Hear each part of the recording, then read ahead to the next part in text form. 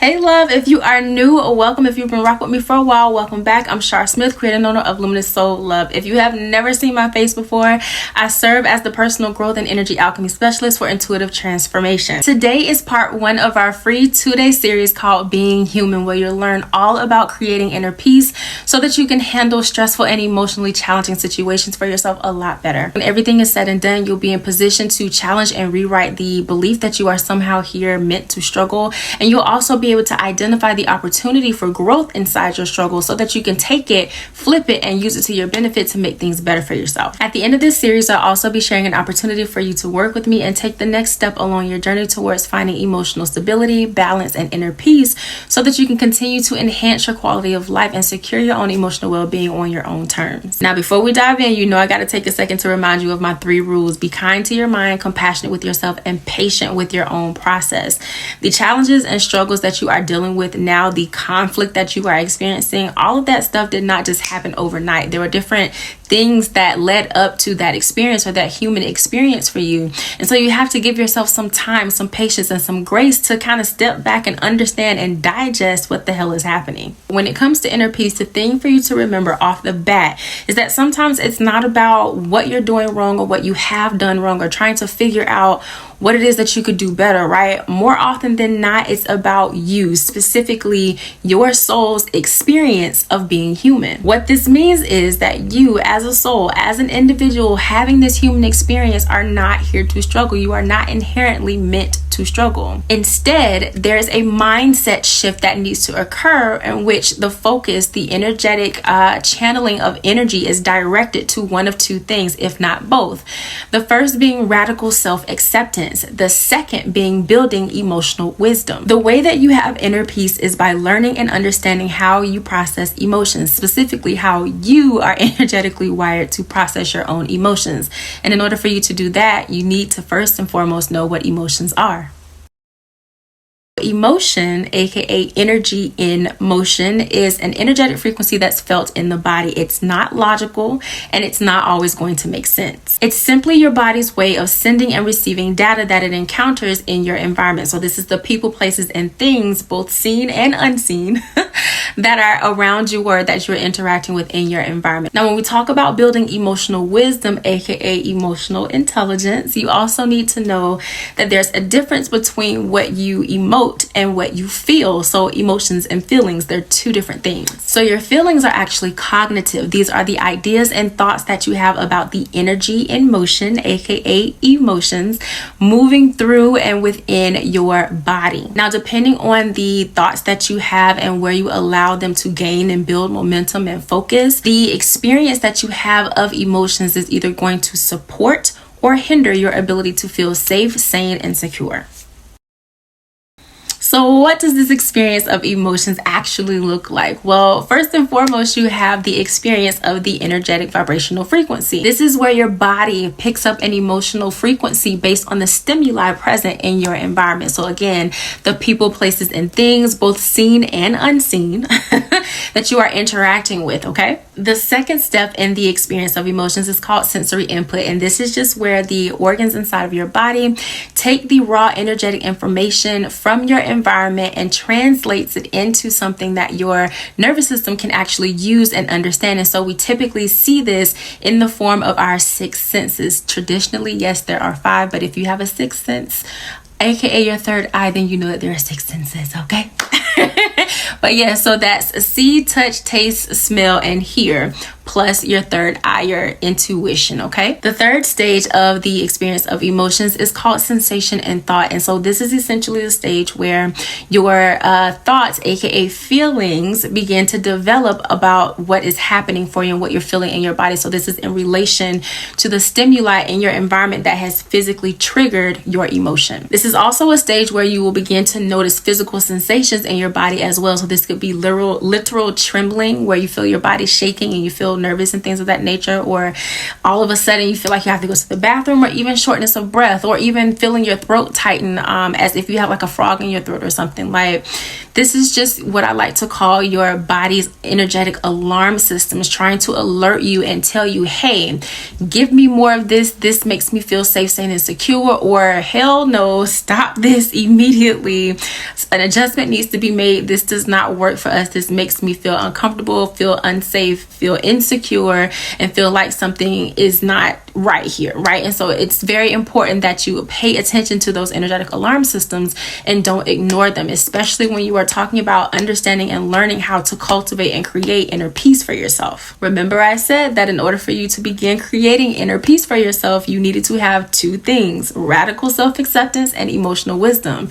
You can't have radical self-acceptance or emotional wisdom if you are not honoring what it is that your body, your specific energy needs. Now, the fourth step in the experience of emotions is called choice of output. So this is where we either trap or release the emotion. Now, this is a stage where actual processing occurs, okay? So you either allow the emotion and the energy to be released in its natural flow, or you fight against it and create resistance, and therefore creating a situation where the energy becomes trapped and builds pressure. Now, the more and more this pressure builds, the more you experience things like restlessness and being stuck in negative thought loops and depression and anger and frustration. And like, I have an entire checklist available for you with the signs of trapped energy and emotion. So if you want access to that, feel free to click the link in the description box and join the wait list for this particular series, because that's bonus content that I have dedicated exclusively for everybody that's on that list, aka a member of the Soul Love community. So if you want access to that, click that link in the description box. To my point, when that energy builds and builds and builds, that's when you start to see the manifestation in physical form in your 3D reality, and have those moments of stress and have those moments of external conflict and even internal conflict, where it's tough for you to navigate and get your bearings, and you feel like you are meant to struggle. At the end of the day, all energy has a specific end goal, and the more that you allow yourself to honor and flow with that energetic end goal, so aka the way the energy wants to be expressed, the easier it will be for you to handle and deal with conflict resolution. The easier it'll be for you to establish and create your own sense of inner peace. Now, to move through your emotional struggle, you need to identify two things: your meaning and your purpose. Now, when we talk about meaning, we're talking about your ability to be able to stop and pay attention to your flow of consciousness. Remember, the momentum and the direction that you allow your thoughts to flow matters. In particular, you want to begin to ask yourself, what are your thoughts saying? What meaning have they attached to your specific experience? And then allow yourself and give yourself permission to begin to challenge those different thoughts and beliefs. Doing this allows you to redirect the energy in a more supportive way, allowing you to stop amplifying the experience that you prefer not to have. The next thing you need to have is purpose. And so this is you wanting or putting yourself in position to choose the more supportive path, regardless of what thoughts are present, regardless of if you deem those thoughts to be positive or negative, and regardless of what societal logic says should or should not be happening. In this particular context, purpose in and of itself is just your reasoning for doing something. When you are talking about your emotional health, wellness, and well-being, it only needs to make sense to you, the individual having the emotional experience, the experience of emotions. Now, I'm going to say something that may be a little controversial, and I honestly don't care. Argue with your mama, not me, okay? In order for you to properly, efficiently, and effectively cultivate self-compassion, you need to have emotional intelligence. Emotional intelligence is just your ability to be aware of and process the experience of emotions at any given point in time in your human experience. You may also hear emotional intelligence referred to as EI, but essentially it just gives you a safe way to channel, direct, and transmute the energy that you experience in your body, aka the energy in motion, aka emotion. And this is regardless if you are alone or around other people. Now, when it comes to being able to challenge and rewrite the belief that you are meant to struggle, there are 5 steps that will allow you to build emotional intelligence as well as cultivate that self-compassion. Really quickly, before we dive into those 5 steps, if you are someone who prefers to have PowerPoint slides and want access to the notes that I created for this series, click the link in the description box below and join the email list for for the Soul Love community so that you can get access to the bonus content, okay? Step number 1 is self-awareness. You need to know thyself. This is the awareness that you as a vessel have the ability to both express and experience energy that is both independent as well as relatively dependent of your environment. The action step here is to identify and understand the stimuli in your environment that is contributing to your state of being. So this is anger, frustration, anxiousness, etc. Like whatever your state of being is that makes you feel uncomfortable, makes it feel like you're not safe, sane, and secure, you need to identify and understand what that stimuli is. Step 2, self-regulation. Feel first,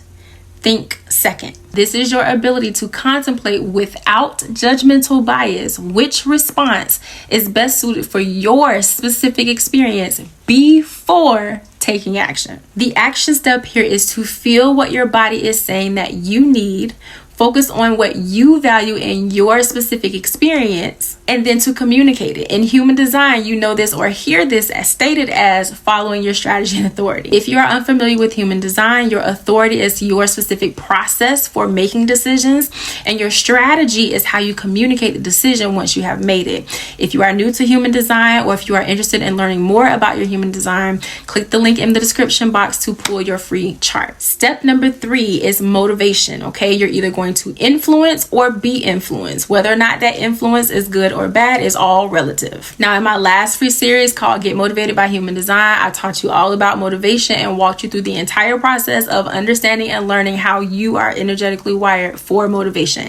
If you have questions about any of that, I highly encourage you to check out that series after you finish this one. The information, the resource is all available for you, okay? Now, in the context of emotional intelligence, motivation is all about the effort, drive, and energy that you use to activate and maintain your own goal-driven behavior. So this is all about how you are actively choosing to respond to your environment. And so where emotional intelligence is concerned, you have 2 different types of motivation.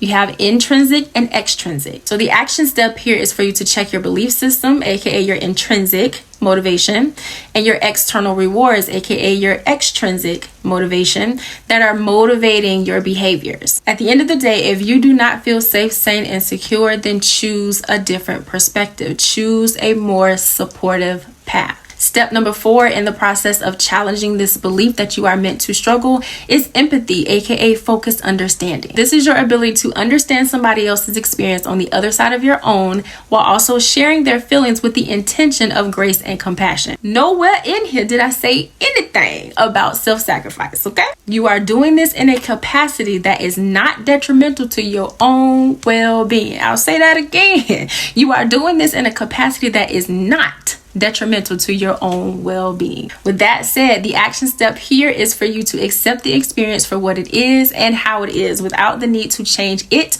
or the other people, places, and things involved, okay? Their behaviors, what they said, etc., etc. I'm gonna say this slow, okay?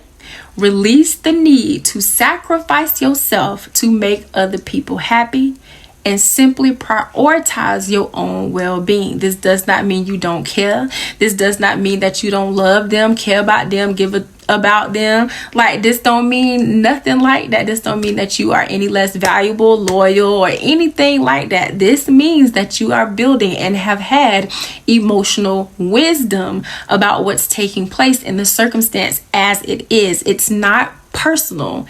It's just energy. And when you understand what your specific energy needs and how you are energetically wired to take care of your own well-being, everything just flows. It's easy to handle conflict resolution, okay? And it's easy for you to establish, build, and maintain inner peace. That brings us to step number 5.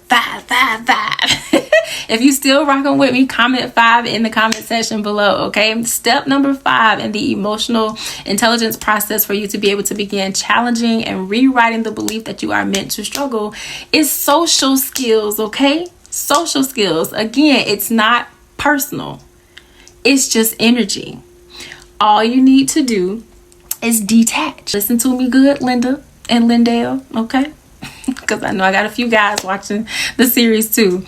Listen to me good.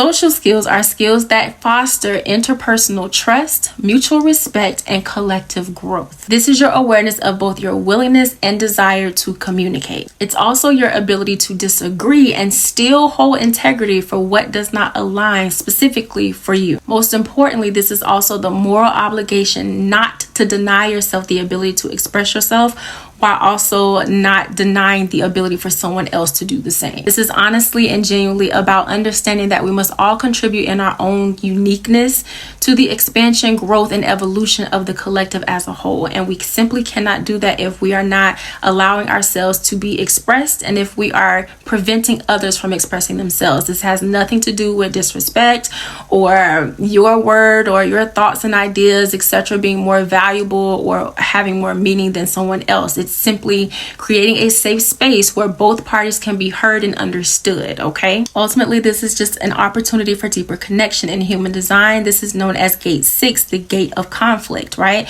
So when we talk about conflict, it's literally just an opportunity for you to deeply connect to yourself, to the other, to the experience that's being had. And so the energy is that of which growth cannot occur without friction. And so this friction, this disagreement, this experience of something feeling uncomfortable pushes you outside of your comfort zone and gives you an opportunity to connect deeper to who you are, what you value, and what you care about.